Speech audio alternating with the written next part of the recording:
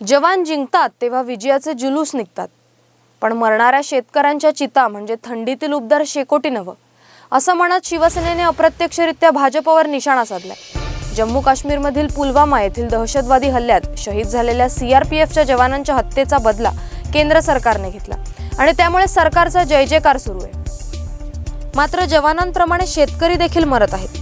त्यांच्या आत्महत्यांचा बदला कसा घ्यायचा, असा सवाल शिवसेनेने उपस्थित केलाय।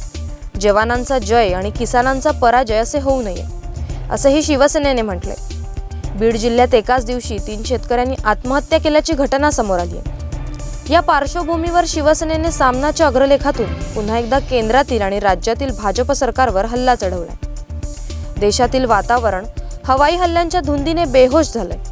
त्यात देशभक्ती हा विषय असला तरी देश म्हणजे फक्त जमीन नाही, तर देशातील जनता आहे। त्यामुळे देशालाही पोट असतं आणि पोटापाण्याचा विचार करावा लागतो।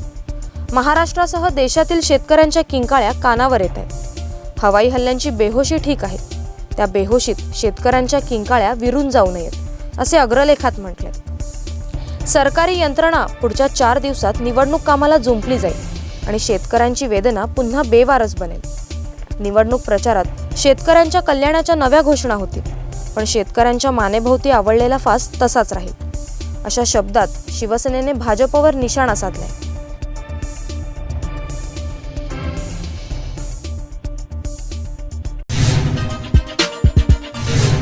बेल आयकॉन दाबा आणि यासारख्या इतर बातम्या बघण्यासाठी आमच्या चॅनलला सबस्क्राइब करायला विसरू नका।